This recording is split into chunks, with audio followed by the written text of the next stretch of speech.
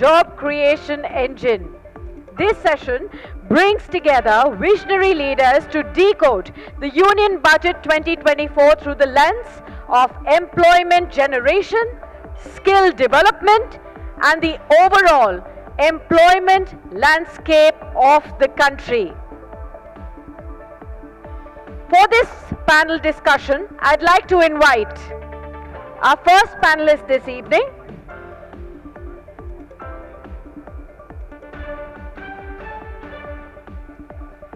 Mr. Rajiv Memani, Chairman and CEO, EY India and CII President, Designate 2024-2025. Here with us on the stage. Warm welcome to you, sir. Huge round of applause for Mr. Rajiv Memani. Could I please have you on the stage, sir?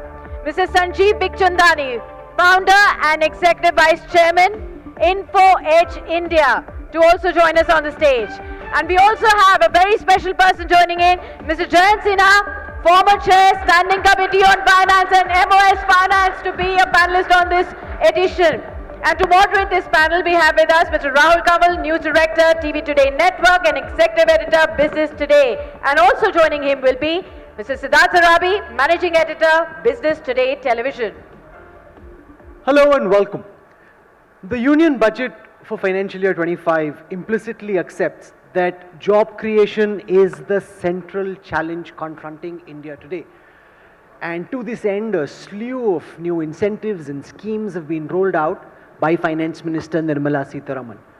What we'll do is use the next 40 minutes to ask a super sharp panel of experts on whether the new schemes that have been created will actually succeed. There are massive headwinds in terms of artificial intelligence, in terms of increasing automation, in terms of our labor force not having the right level of skilling, which in any case confront monumental challenges. How should India navigate the job challenge in the midst of these choppy waters? Join me in welcoming to the India Today, Business Today Budget Roundtable, Mr. Jayant Sinha. Thank you so much for joining us. One of the sharpest economic minds in politics and outside. Flanking him, we have Rajiv Memani, Chairperson of Ernst & Young and soon to be the President of the Confederation of Indian Industry. And we've got Sanjeev Bikhchandani, who wears many hats, but we hope to tap into his insights as the founder of Naukri.com in this particular conversation. So thank you all for joining us. I want to start by asking Jayant Sinha first, why you think that the set of incentives that have been introduced by Finance Minister Nirmala Sitharaman will actually succeed, and if so, how, in creating incremental jobs? You have a certain job outlook that all companies will have. The question is, why do you believe they will create additional jobs over and beyond what companies were already hoping to create this year? Mr. Sinha. Thank you very much, Rahul, for giving me an opportunity to speak on what is, for all of us, I think, the number one priority, which is to take our young workforce, take people in our labor force and really give them the kinds of jobs that they really want. And I'm very happy to be on this very distinguished panel with two exemplary job creators to discuss that. So let's really focus in on the budget, and as far as I'm concerned, I think the budget has got it right, very, very right, in fact, on three important dimensions. Number one, the focus is on formal sector jobs, so that people get productive employment in high quality companies like the top 500 companies in the country. Number one. Number two, the scale is enormous. So we are talking about crores of people getting jobs through the various three different schemes. And we are talking about spending 2 lakh crores over the next 5 years on that. So the scale is enormous because the challenges that we are confronting on employment are also quite sizable. And number three, the focus is very much on skill development, apprenticeship, getting people into the workforce and making them employable as well. So when you look at the budget announcements, they're right on target because they address each of these three very, very important points. And I'll conclude, Rahul, by saying the following. We have economists that talk about employment, labor force participation rates, numbers of people coming into the workforce. We talk about schemes. But at the end of the day, for a politician like me, it really boils down to कि भोला महतो जो टाटी झरिया में है या गीता और राव जो पतरातू में है, real people are able to get real jobs that meet their expectations. तो भोला महतो और गीता और राव के लिए हम लोग क्या कर रहे हैं, that is the acid test. Okay, Siddharth. Mr. Sinha, the only direct benefit transfer scheme, a new one that has been introduced in this budget, is the employment linked incentive scheme. There is no other DBT scheme which your governments in the past have made popular. The question that a lot of people are asking, with some of the caveats that have been put in, is the intent to only formalize jobs that exist in the informal sector? Because at this threshold of salary, for example, or the 15,000 rupees internship to be paid in 3 installments, the numbers are very low. And if you look at the overall salaried employees in India, a lot of people after the budget are saying, who is this scheme intended for? Would you care to expand on that? My understanding is that this is very much focused on formal sector jobs. And people coming out of the informal workforce, whether that is in urban areas or rural areas, getting productive employment in the organized industry, informal industry. So I think that's really the focus. And as far as the scheme itself is concerned, let me just add 2 additional points for your consideration. Number one, most schemes in government evolve over time, as they should, because as you put them in practice, you find things that work, things that don't work that well, and you refine and iterate it and make it much, much better. If you look at Narega, or you look at even Kisan Samman Nidhi and so on, there have been lots of refinements, improvements, new ways of looking at eligibility, etc. So these schemes will evolve as they should evolve. So that's one very important point. The other important point is that the 15,000 rupees and all of these incentives are meant to be what the government is contributing, what is happening. I'm sure state governments will top that up as well. This is really a central government effort, so state governments will top it up. We've seen that happen in Ayushman Bharat, so I expect it to happen here as well. And then companies can obviously do more as well also, whether they do it through CSR or through their own wage and salary policies. So I think it gives you a lot of flexibility. Again, as I said, the scale, the focus on training, and of course the notion that we are going to get people into the formal workforce. These are the important attributes, these are the important principles to follow. Mr. Memani, we last spoke on the afternoon of the budget, and that time the announcements were still fresh. You've now had an opportunity to let the dust settle, speak to different people, your own team across different sectors. You know, if you were asked now to give an early assessment of the potential efficacy of the new incentives that have been rolled out in terms of being able to create new jobs, what's your outlook? Do you think this will actually create new jobs, or do you think, it's a good effort, but there may not be too many new jobs at the end of the year? Yeah, Rahul, I think, so if you just quickly look at the budget in 2 layers, one, for creating new jobs, you need a healthy economy. And I think this budget does focus a lot on macroeconomic stability, strong government balance sheet, and so on and so forth. So I think that's very good, because that keeps the interest rates low, that creates the resilience, and long-term investors then want to invest in the economy because they see the buoyancy, because you need investments to create jobs. And I think it's a big tick on that. On the second one, I would say I'll break this into 2, and I think the difference between when we spoke immediately after the budget and now, I would say the most exciting part and the most challenging part on this one is the skilling. Because what's really happening right now is that one is, I mean, there are a lot of people who want jobs, and there are a lot of companies who are also looking for jobs as they're expanding. I mean, you would have seen some press announcements, press interviews from some very large companies, some of the largest companies, not having adequate people to fulfill their order books or whatever else it is. So I think the most interesting part is the focus on skilling, because it's very significant. 1 crore people, almost 4,000 at an average, if you were to say 4,000 per year per company, 500 companies if you look at it. I think that's the one that's caught the imagination of a lot of people. Obviously it's going to be an execution challenge. No, but just take what you're saying. If 4,000 people land up as interns even if it's a big company, will the company have the capacity to actually upskill these people, oversee those internships, see that they're being adequately trained, so at the end of the year they're employable? So they are all, so 4,000 is an average. Maybe there are some who will be happy with 200, there'll be some who can probably absorb 9,000, 10,000. So 4,000 is an average.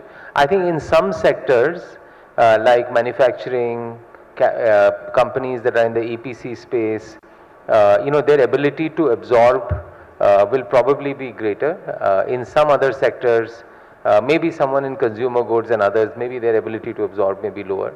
But I think so therefore the execution is very, very important, Rahul. First is the demand side assessment on where these jobs will be available. I think that's very important.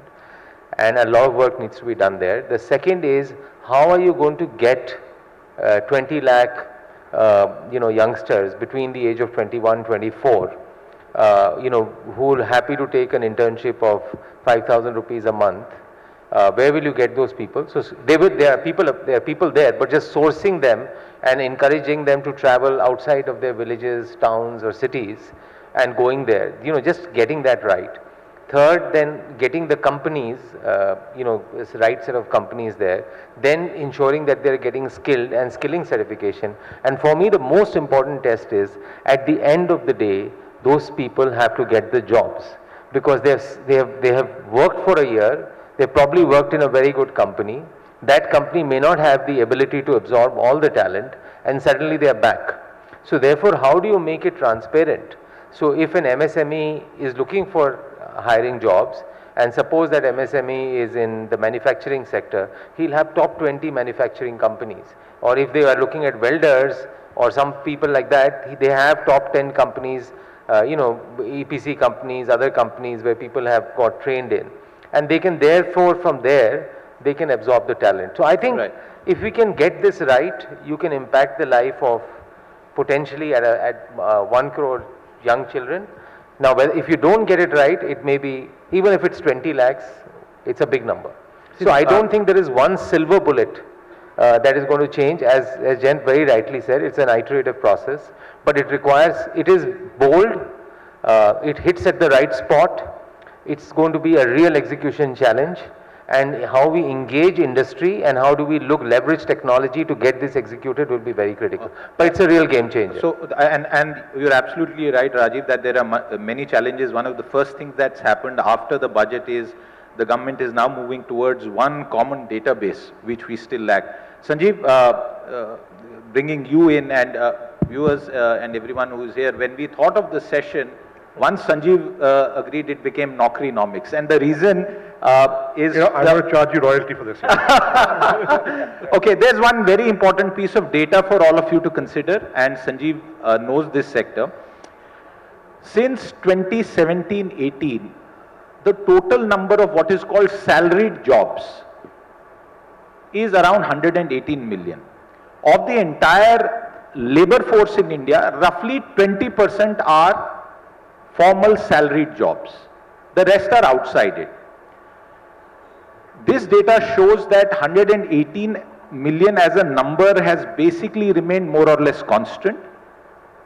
And another set of data, Sanjeev, India Ratings said that 6 million unincorporated enterprises were shut down post 2016 and 16 million jobs were lost. The question therefore I am asking you is that all of this put together over the next 5 years, is it only going to sort of replace what was the gap that was created, or will there be net incremental new job creation? So the most honest answer I can give is I don't know. Okay, but listen, I'll come back to the earlier thing of internship, if I have something to say there. You see, it's really important. See, the macro is fine, we can talk about it, but it's really important to focus on the micro. What is it that causes people to acquire a skill? It's repeated practice. Any skill, repeated practice. You want to get into IIT, like Jayant did, you study a mathematical concept, maths concept, a little bit, and then you practice 500 sums, problems on that concept, you get better at it, you acquire the skill, right? So it's repeated practice. Now repeated practice for skills that are used in jobs are typically acquired on the job, right? Not in the classroom. To a certain extent classroom, but mostly on the job, right? So if you open a skill development center, let's say in rural, in the district headquarters, say in Jharkhand, and you train people on how to repair mobile phones, and say now go to Bombay and get a job, you will not get a job. And that was a problem with the NSTC model, right? You were training people in classrooms, hoping they would get jobs. They did not get jobs, not enough of them, right? So what you need, this internship program is not just exposure and mindset change, all that. No, they will acquire skills by simply being there. Now, मैं दो कहानियाँ सुनाऊंगा आपको. So a few years back, we were approached by this lesser known business school in Delhi called Wigan and Lake College, right? Now before they approached us, we never heard of it. They were operating out of Scenic Farm somewhere, right? And they came and said, listen, we've got a MBA program where the structure is like this. The classes are from 8 a.m. to 12 a.m. At 1 p.m., they have to work in a company. So, will you please take some interns? So, हमने मना कर दिया, ये क्या model है, right? Half day, right? They kept coming back. Finally, we said, okay, de do. And we went for interviews and we selected a few. Now, these people came. They would come by 1 o'clock. Each of them was attached to a salesperson, an area manager, or, The job was just tail the area manager for the first 3 months. Observe, think. And the area manager was told, isko kuch kaam dete rehna, let's see what happens. So they learned first, proposal kaise likhte hain. They would go on sales calls with them. They would keep quiet in the sales call. They would help them writing proposals. They would draft emails to send to the client, all that. After 3 months, they got proficient at that. And then they were allowed to speak in sales calls. By that time, they got familiar with the product and how to sell it. Because 3 months, they tailed the salesperson. Right? There was no formal, internship program. It was just tail the guy, right? At the end of 6 months, they were allowed to submit, and they got into servicing calls, not sales calls, which is, existing client has a problem, fix it. Right? They began to interact with clients without the senior person being there. At the end of 6 months, they said, okay, you can make independent sales calls on small clients. Right? And they began to generate sales. At the end of 9 months, we had the head of Delhi branch saying, yeah, just give them permanent offer, you're going to drop out of the MBA program and come and join. And we absorbed all of them. So what happens in the internship, right, is people actually acquire skills by simply being there, observing, doing that. How does an automobile mechanic develop? He becomes a mundu. But how many such interns did you have? No? How many such So interns? our company, see, we don't have a formal program, right? This was a bit of an experiment, right? But all I'm saying is the model works, or the model can work, because we have seen it work, right? Where you are simply by being there, you are acquiring skills. By being there, you are getting supporters and allies in our system who fight for you, because they were saying, we want to hire this guy, right? If you are hardworking, sincere, and you become decent at your work, you will get absorbed. Okay. Now a couple of hours can take 50, 100. I don't know how many we can take in a year. Okay. But maybe more. I do not know. But all I'm saying is that the internship system can work in developing skills and talent when people were earlier half-baked. Angrezi aati thi. We need that in our job as a salesperson talking to clients. But other stuff they didn't have, right? Another example I'll give you. There's an organization called the Delhi School of Communication. I don't know if you've heard of it. It trains people for the advertising and media and public relations industry. Simple concept. 7 to 1:30 classes, 2:30 they come for an internship every day.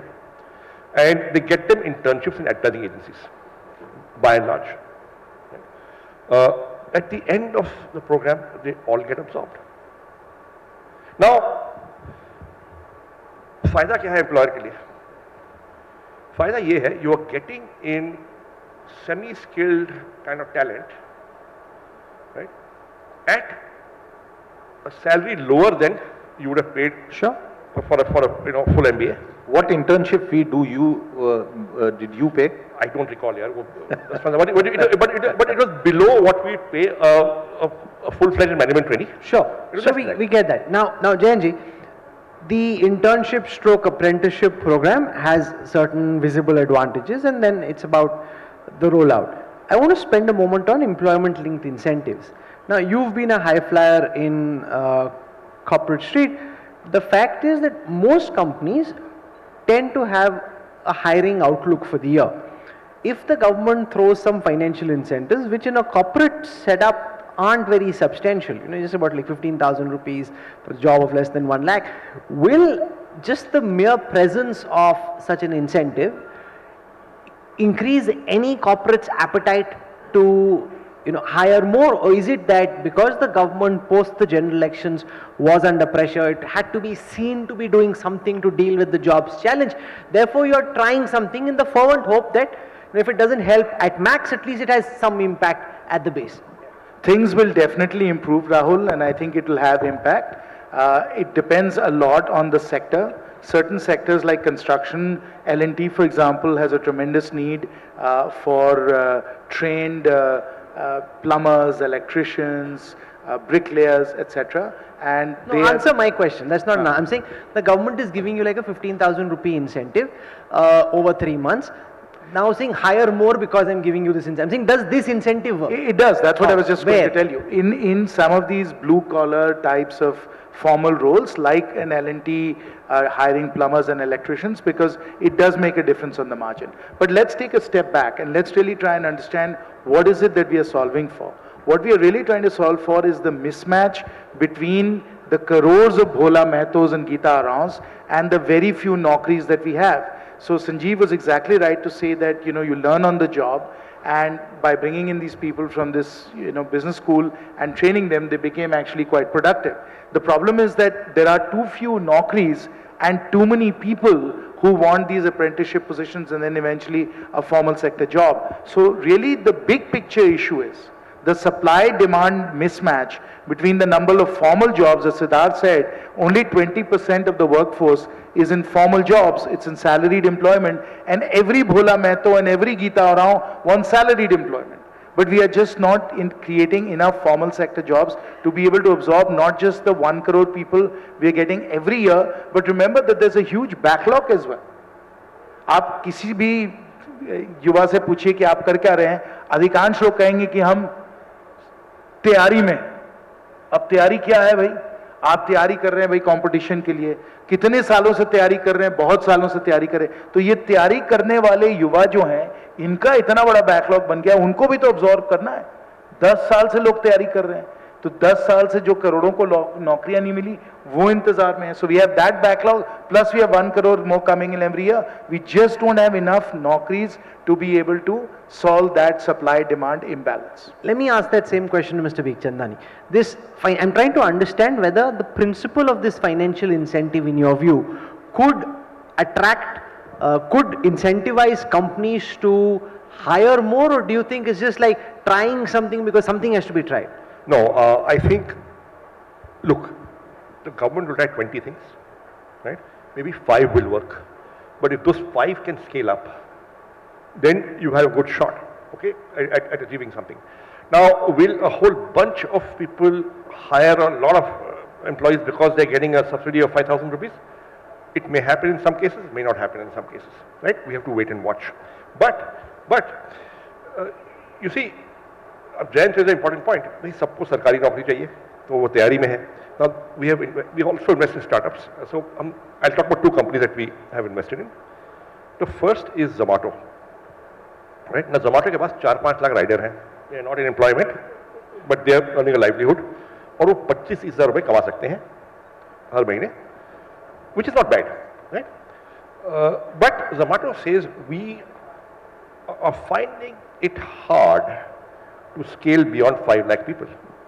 ऐसे देश में बेरोजगारी इतनी है. The problem is that ये बहुत ही ज़्यादा मेहनत वाला काम है. धूप में जाओ 8-10 घंटे, on your motorcycle, delivering stuff. These guys want office jobs. These guys want sarkari jobs. And that's the aspiration. Now, another company we invested in is called Adda 24/7. Adda 24/7 essentially prepares young people for the entrance exam for government jobs. Now, India में कम से कम 500-600 सरकारी नौकरियों के entrance exam होंगे across states, across the center, across ministries, across wherever, right? And there are lakhs of people who come to Adda 24/7 to practice. But the moment you offer them a chance to get a job in a private company, they're not interested. Not interested. Very few are, and some are, but very few. A sarkari naukri is still so aspirational in India for various reasons.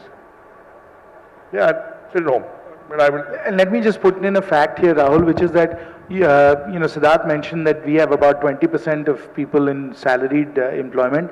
Of those 20%, about 40% out of the 110 million or so, about 45 million, 4.5 crores are actually in government employees of some kind or the other. So government is a big employer, but at the end of the day, it's still only in a workforce of 50, 60 crores, it's only about 4-5 crore people.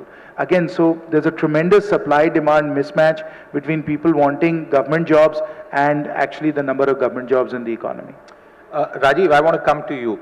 Since Sanjeev spoke about Zomato, I can say that for a Delhi University College graduate, I know this, they offered 30,000 rupees as a monthly salary. The question, Rajiv, to you, and I have some numbers here, less than 10%. Who offered? Who offered? Zomato. In what role? Sales role. Less than 10% of these salaried jobs, and all of you should focus on these numbers, earn 50,000 or more. And 2/3 of this salaried workforce is at 20,000 or lesser per month.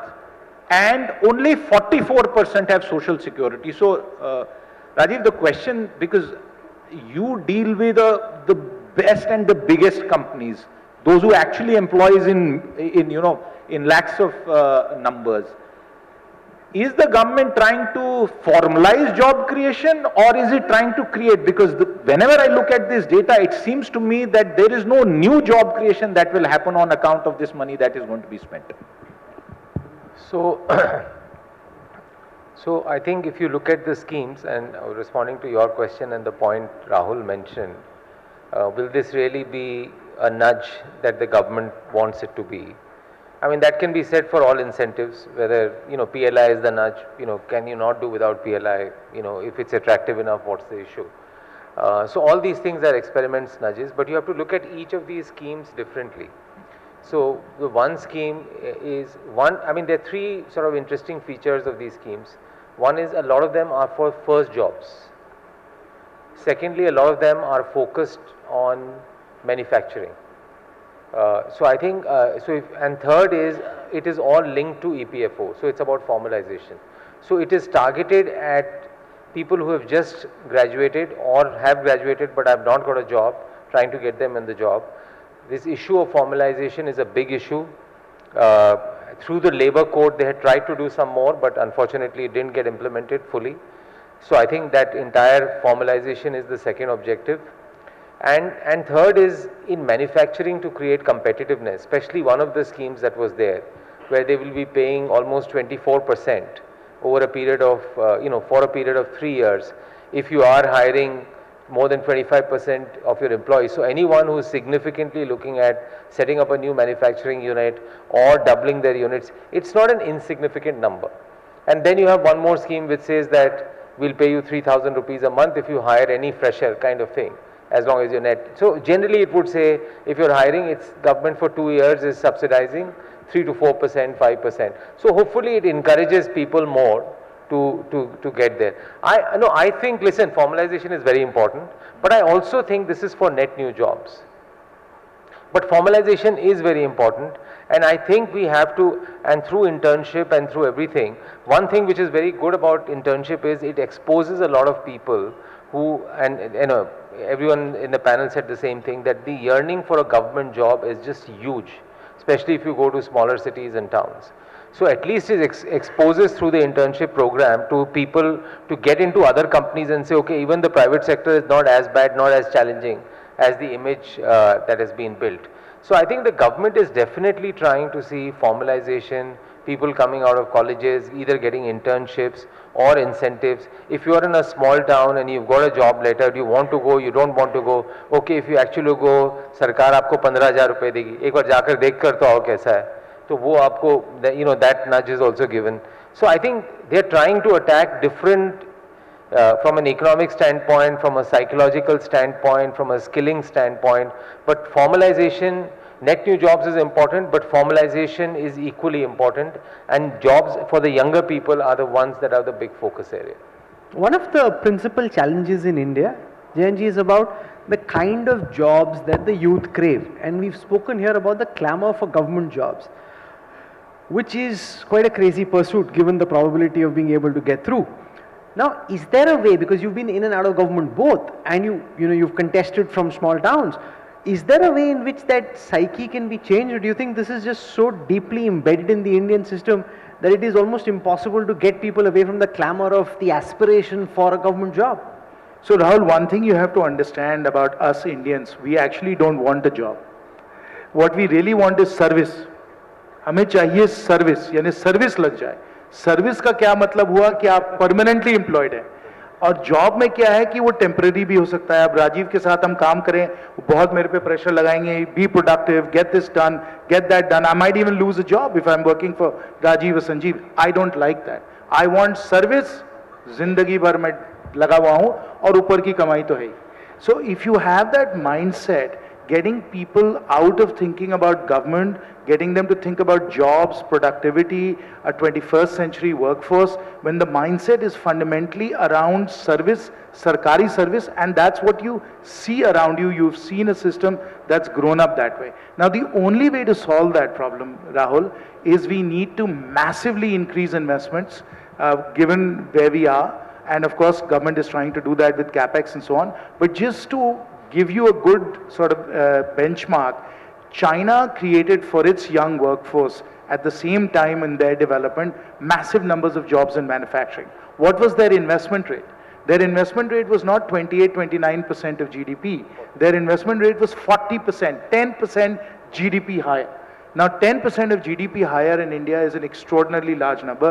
Our GDP is 330 trillion rupees. So you'd be putting 30 trillion rupees, 30 lakh crores into investment in the private sector to be able to create those kinds of jobs that have the characteristics of formalization, as Rajiv said, which are like service in that sense as well. So unless we are massively going to increase investment rate, and there are real macro questions on, do we have the savings rates to be able to invest that much? We need foreign capital to be able to put that much more incremental investment to work. Will foreign capital come, not come? But those are the kinds of numbers that we're talking about to get to what every Indian wants, which is good, secure employment. But Mr. Bikhchandani, there's a big difference.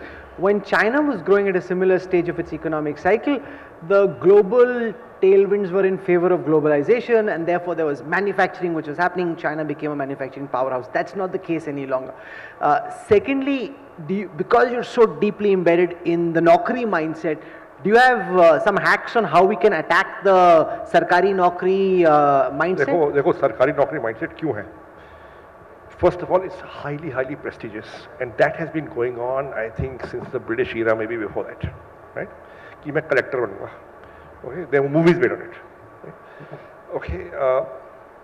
Second is it's massively valuable in the dowry market. Okay, marriage market. Third, it is permanent employment. Fourth, and most importantly, at the junior levels, the government pays 3 to 4x what the private sector pays. So a school teacher in a government school will typically earn 3 to 4 times that of an equivalent teacher in a private school which is not that well known, right? Likewise for office jobs in the government. At the junior level, They pay much more than private sector. So can we do something to change that mindset? You can't pay them less. Okay? And let me tell you, you can't pay the private sector more because that's the market. So we live with it. As simple as that. Mr. Sinha, I wanted to come in on. May I equal Kani? Yeah, sure. So, you know, in 2003, my phone rang, right? Landline, right? And the voice at the other end said, I am so and so. I'm Labour Commissioner, Government of Delhi. I want to speak to you. So my heart sank. I said, yeah, but have we messed up on some compliance? Why is the Labour Commissioner calling me up? So he said, no, he's an IAS officer. He said, I want to meet you because, you know, I'm in charge of all the employment exchanges of Delhi, and there are 19 of them. And, you know, you have done what we should have done. We've got, so I went to meet him. So he said, Sanjeev, हमारे पास 19 employment exchange Delhi में. We employ, I think 2,700 people, some number he gave me. And last year we placed 400 people. Okay. So I said, what is the funda? He said, Dekho, you know, we have got 3 lakh people registered with us, or 4 lakh people registered with us. They all want government jobs, right? And I said, what is the oldest registration? He said 1984. So वो 20 साल से हमारे register है कि मेरे को सरकारी नौकरी चाहिए. And I said, what happens? And there's nothing. So जब requirement आती है, we have to send first come first served. So I said, you will send a CV that's 20 years old, right? For a job, he'll never get it, yeah. He said, हाँ, but we are bound by rules, what to do? So I said, yeah, you should sell the real estate, you know, make malls, earn a rent, you know, you'll employ more people that way. That's a good point. Mr. Sinha, I want you to tell our audience and our viewers about the role that fast economic growth has played in other countries across the world in lifting people both out of poverty and creating sustainable job creation, because one of the features of this budget and the overall macro environment is that growth is slowing down and the government has chosen to remain on the path of fiscal consolidation. So how does this square up? It squares up very well, Siddharth, because the economy is growing very strongly. Obviously, the CEA has projected 6.5 to 7%, and he's on the conservative side because virtually every other agency is projecting 7%. Now, 7% in a global environment that is in turmoil, with wars raging and digital disruption happening and so on, is quite extraordinary for us to be growing at 7%. The question is, can we absorb all those crores and crores of people at 7%? Should we be growing at 8 or 9 or 10%? And should we be increasing investment by 5 or 10% of GDP? Those are the big, huge macro issues that we have to confront. Virtually no other economy in the world has been able to do it except for China at this scale. And again, as I said, China did it by repressing consumer demand, by taking domestic savings and really putting it into manufacturing in a way that no democracy can. So we really are, as far as India is concerned, sui generis, which means we are absolutely one of a kind. We need to come up with a development model that has never been, sort of followed anywhere else in the world. Despite climate change, despite deglobalization, despite depopulation, and being a democracy, we have to create jobs at this unprecedented rate, because that's what the people want, that's what the people expect. That's a very, very interesting and challenging question for us at a development model level that we need to figure out. Rajiv, you wanted to come in. Yeah, I have a slightly different take on this. I think when China and other economies grew, and even for India, I think last 5 years we devoted a lot on fiscal consolidation. First, because of what had happened earlier with all the restructuring, then COVID. So a lot of that time was spent on fiscal consolidation. I think now the government balance sheet is in a reasonable position and trending well. And if the global markets are volatile, as all of us talked about, then you need a strong balance sheet, but you also need a strong domestic consumption story. What's happening is that domestic consumption is growing at roughly half the rate of our GDP growth, which means our GDP growth is very investment led. And a lot of that investment is front ended by the government.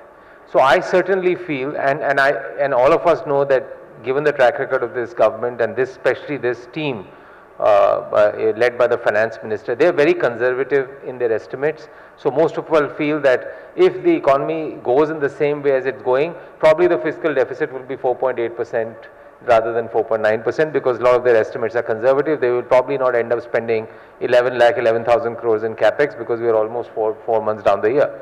I would have thought that some, and I don't know what, but some form of consumption stimulus, similar to what they have done in jobs, some form of consumption stimulus could be in the range of 50 to 60,000 crores, 70,000 crores, especially in rural India, could have been given. Question is, if I ask them, they would say what kind of consumption stimulus you can give which doesn't stick on, and because then it becomes almost like an annual liability.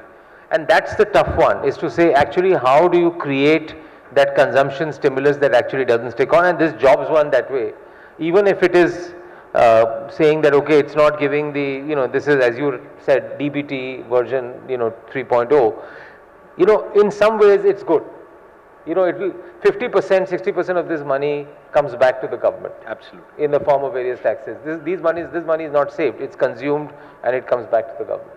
So we're at the end of this session, and I want to ask very quick final words, and I'll start with Mr. Bikhchandani, on if there is a young person who's still in college or towards the end of his high school watching you at this time, and since there's so much focus on skilling on the job market of the future, what would be your most relevant advice based on your deep years of experience, and how to prepare for the years that lie ahead? Somehow get some work experience.